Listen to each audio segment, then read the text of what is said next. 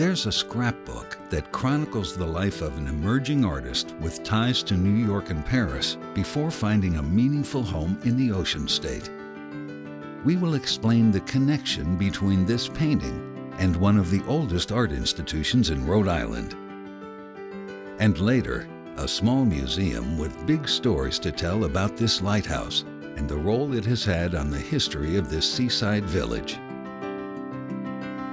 This is Treasures Inside the Museum.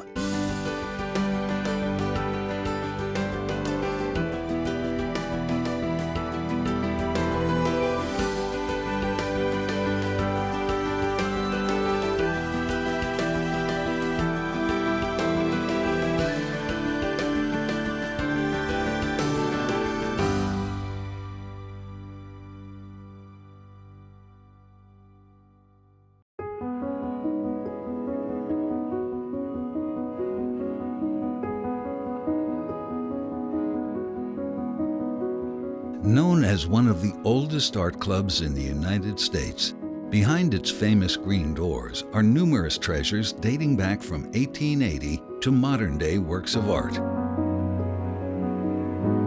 Thanks to a group of professional artists and collectors, the Providence Art Club was started to support the visual arts, a mission they continue today. The Art Club was founded to be a multidisciplinary organization, to be a space to exhibit art and to study art and to talk about art, and classes are an important part of that. And it's a way for people to engage in camaraderie as well. You know, they come to class, they gather with other artists, they critique each other's work, and our galleries are always free and open to the public year-round.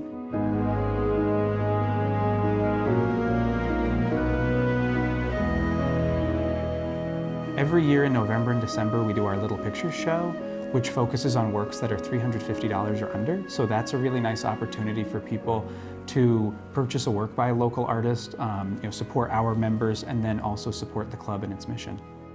This is a living organization, that it's not a dusty old museum or an intimidating place. It's a place that carries its history, and that all of us who are a part of the club understand that history. We are all living and working artists in and around the city and state, and this is what's happening now in art in Rhode Island. And so if you want to see some really good practitioners of the craft and want to understand what some of us are doing, this is a good place to step into. While parts of the club are private, other galleries and areas are open for the public to explore.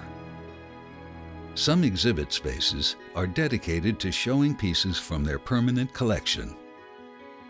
There are also galleries dedicated to other works of art that change regularly.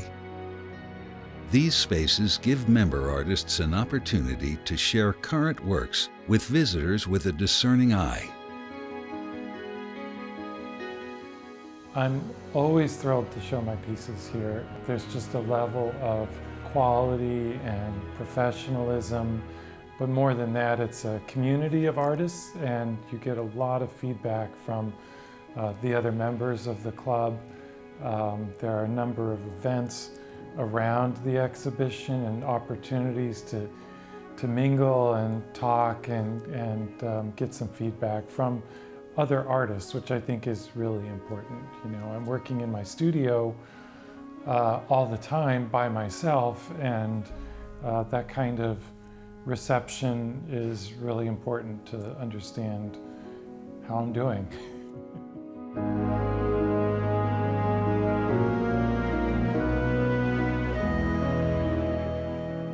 So this is work, a selection of work from the last couple of years. I had been working at the time on an exhibition of paintings for Venice, Italy, and was looking a lot at Venice as a place of inspiration for my work, and somewhere that I had traveled to as a student and later several times, and I spent an extended stay there as an artist in residence at one point. And so it's a place that's very near and dear to my heart. And then this came out of that. It wasn't a translation of that work, but a kind of a result of just having been immersed in thinking about the wateriness and the sky and the colors of the city. And then this work over here is a little newer, but still sort of working through inspirations and traditions of actually 19th century figurative painting that is informing a lot of what I do these days.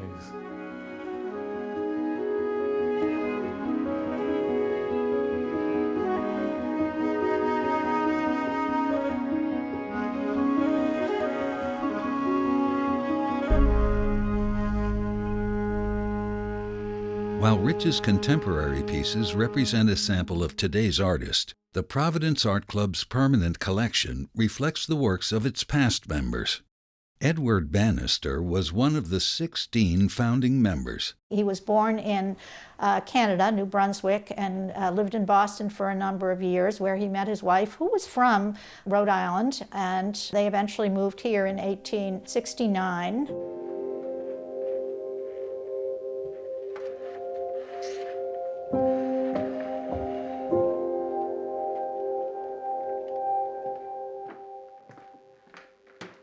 He painted nature as though it was God's work. And so we're lucky here at the club to own 3 wonderful paintings and a watercolor. And this one, which is not hanging, is called By the Brook. This was presented to the club by Mrs. James Elger in 1935, and it's rare that we know who gave something and when they gave it.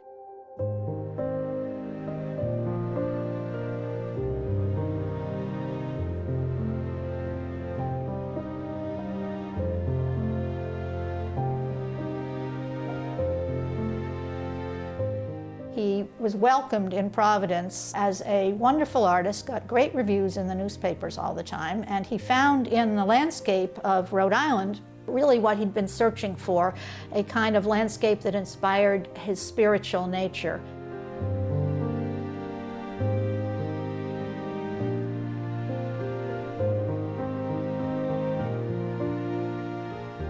Another painting which I consider a real treasure is this portrait of Charles E. Harry by a RISD professor named William Cushing Loring. I don't know why he painted this portrait of Charles E. Harry, who became the steward of the Providence Art Club, but it probably was around the time when Loring had an exhibition here in 1917. And to me, it's absolutely a fascinating portrayal, because it's finely painted portrait, a very sensitive portrait, I think. So Charlie Harry was described as a kindly steward. One of the reasons the painting is so fascinating is that the artist has turned it into a political statement with a picture of Abraham Lincoln up in the corner, because Charlie Harry was not from the South. He was never a slave. I don't know whether he had, way back, he obviously had enslaved persons in his family. But the artist was trying to bring attention to this, which is a good thing.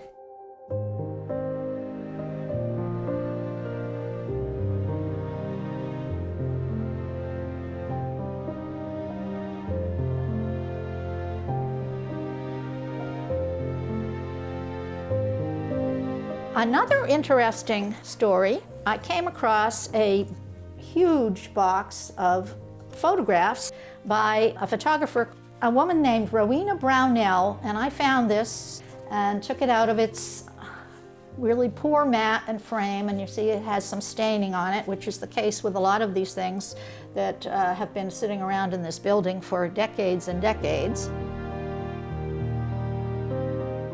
And it turned out that this particular photograph was exhibited in, I think it was the Providence Camera Club, and she was quite a well-known photographer in her day. She had an exhibition here, and so it's my mission now to do a little more research on her and get this picture properly preserved and exhibited, and maybe highlighted in some kind of media so we all know who Roberta Brownell is. Preserving their vast collection is part of the Providence Art Club's mission and can serve as an inspiration.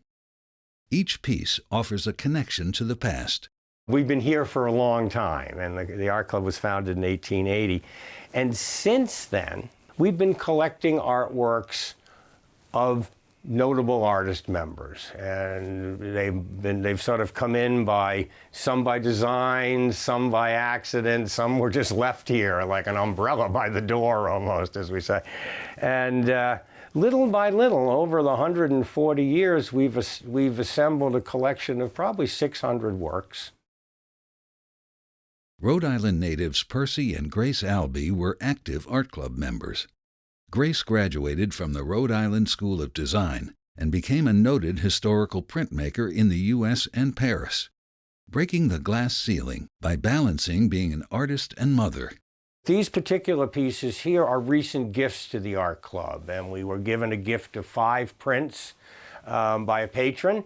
And they're rather small, unassuming prints in and of themselves, but framed up together, they make quite a nice presentation. And they were all done when she and her husband and her 5 children lived in Paris in the late 1920s and early 1930s. This one is called The Sardine Fisherman. He's at the Hood Museum at Dartmouth College. He's also in the Met.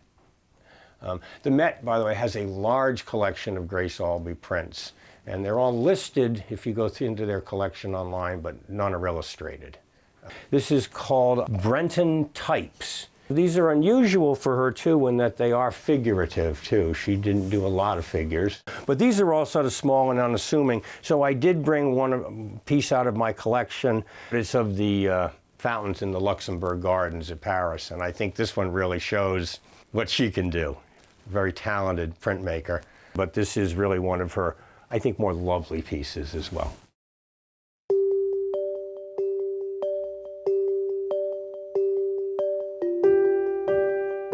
Whether it's pieces from their permanent collections or recent works by member artists, the galleries at the Providence Art Club change regularly. It's a way to engage the public and encourage visitors to become patrons. The buildings here are rich with history, including much of the decor and furniture.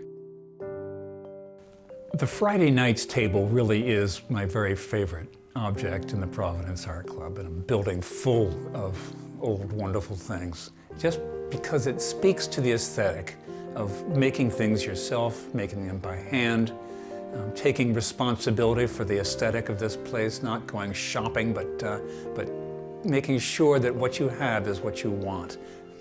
And the men who built this table were not professional cabinet makers. They were just good-hearted people who enjoyed the experience of working with their hands. It was Charles Walt Stetson who engraved the names of the Friday nights on the top. At the top you can see where it says Friday Nights in 1887. And then Stetson's name is here. The letters are most irregular. He's got an elevated O in the last letters of his name. It just looked rather funky for the times, and that's the way they liked it. Sidney Burley's name is here, another painter. George Whitaker's name is here. But we also find here the names of business people in town who supported the club. And so here's Gustav Radeke, a physician whose family founded the RISD Museum, and other insurance brokers and bankers in town, and Isaac Bates, a great patron of the arts in Providence, a businessman, a merchant in town.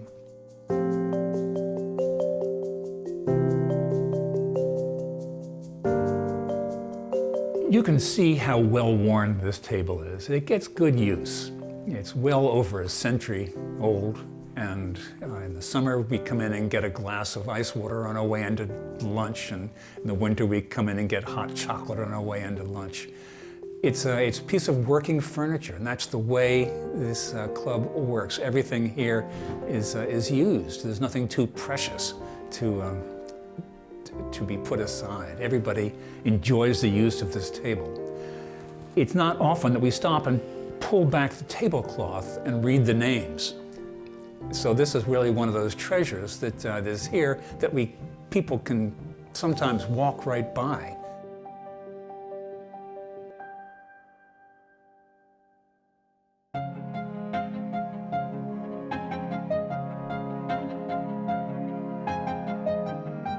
Among the treasures here is this collection of pieces from Florence Kain. She was a sculptor who spent her summers in Narragansett, but the art club quickly became a second home, and those in it, family. In addition to sculptures, the holdings include meticulously kept notes and scrapbooks documenting her works. Researchers and scholars can now access these and learn about her process. So this is one of Florence Kain's scrapbooks that we have here in the collection of the Providence Art Club. When Florence Kain passed away in 1955, she left the bulk of her papers with the art club. These are images of her when she was studying. She studied both in New York and also in Paris. And it really provides a snapshot into what her life as an emerging artist was like. We can see her here in her artist smock, and she's working on a clay maquette for a bust that she was creating. And this is in 1917. And then she was also a meticulous cataloger of all the work she had made. She has photographs of some of the pieces she was working on in multiple stages and from multiple angles. She was very incredibly organized.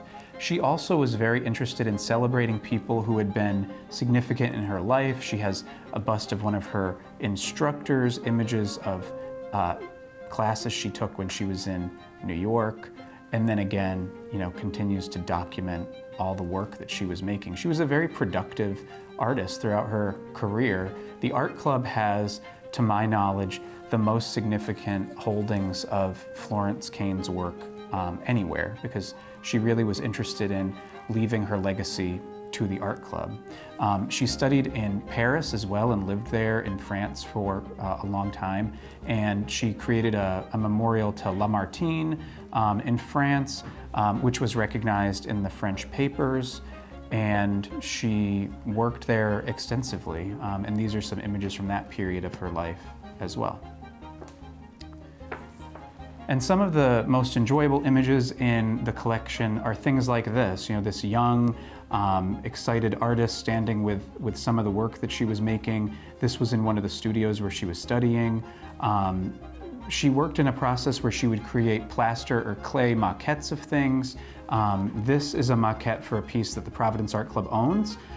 What's interesting about this piece is that the final artwork, which is in bronze, is quite different than the maquette that she has in progress there. And then another piece that's in this image is actually this maquette that's in front of us.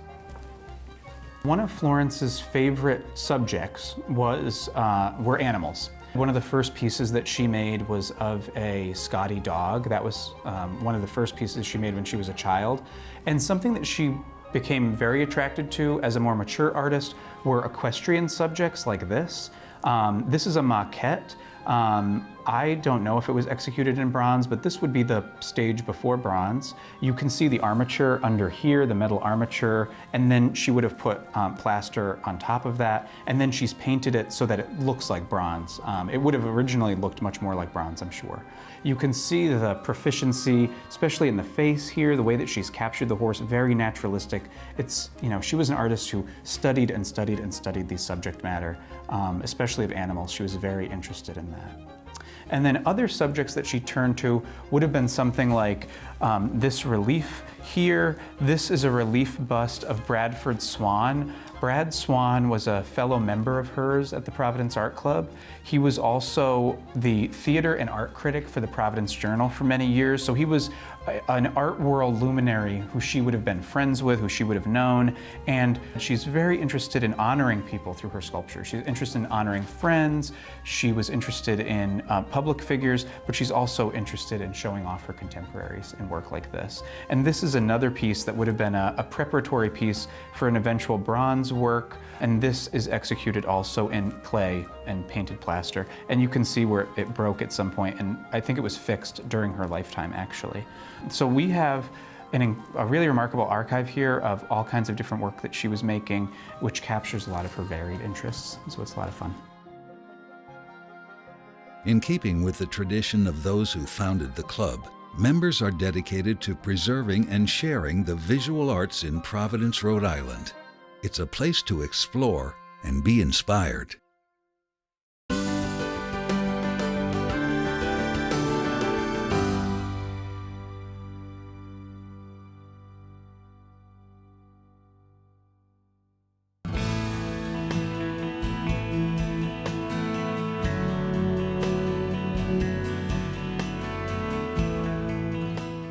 You can't write the history of Westerly without talking about Watch Hill, and you can't tell the story of Watch Hill without the lighthouse.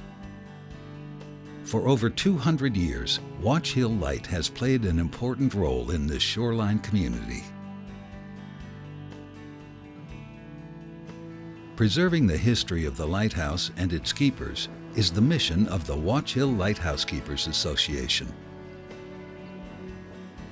Their museum here is small, but the treasures are rich and help to piece together the history of this seaside village. We have a series of letters that were donated to us by a local Westerly woman whose family has been in Westerly since it was incorporated in the 1600s. In the 1870s, a number of shipwrecks, quite dramatic, occurred off Watch Hill Point, and the United States established a life-saving station down at the northern entrance so that there could be a defined series of training sessions and that there would be kept a number of life-saving boats. These letters are from Jonathan Nash, who was the first lighthouse keeper here at the lighthouse. And Nash was coordinating with the life-saving station and interviewing young men who wanted to come and work at the station. And what's fascinating is that they show a little window into the history of this life-saving station. Many people come to the lighthouse, but they're unaware of the role the life-saving station played here in Watch Hill and Westerly. In order to protect this community, the active engagement of these crewmen was vital. And the life-saving stations no longer stand. But to see the handwritten notes exchanging words between the keeper, Nash, and this young man who wanted to work in the life-saving station, that's a priceless window into the history of this really vital piece of Westerly history.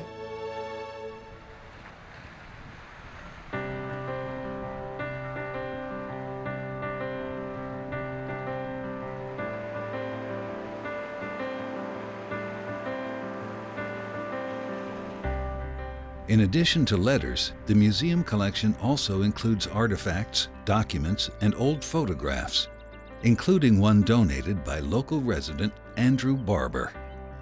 The lighthouse was a beacon to identify not only the proximity to the shore, but also to let the traffic know that there was reefs in the area. The photograph that I donated kind of really identifies the period where there was little or no vehicular traffic. It was a cart path. It was accessed by horse and buggy. So the road to the building was really lightly traveled. So I thought that was very significant to see sort of a period of time when it was manned. There was a family living here, a lighthouse keeper, but not much evidence of anything else. It was really almost an island. As time goes on, Those treasures will become fewer and fewer. The artifacts and some of the history that's been kept through family members or even just in households that get passed on sometimes can be overlooked. And if they're overlooked, they can disappear forever. So what we're able to do here is take a snapshot of the Coast Guard's presence, of the lighthouse keeper's presence, of the changes that have gone on the coastline in the past 200 or 300 years. We hope to be part of retaining that history.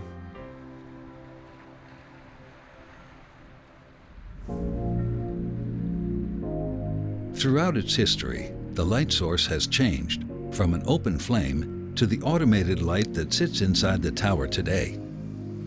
Perhaps the most impressive was the lens that now sits inside the museum. It's a fourth order Fresnel lens, and it was in the tower of the lighthouse, we believe, since the end of the 19th century. A fourth order lens is rather a medium-sized lens. There were 8 orders in total, as we understand it, ranging from the first order of these lenses, the largest, down to the 8th order, which is quite small. So this, as you can see, is kind of a medium. It's about 3 feet in height, a medium lens. And the Fresnel lens was invented by Augustin Fresnel in France right around 1820, 1822. The design of the lens with the multiple glass panels actually refracts the light and intensifies the beam.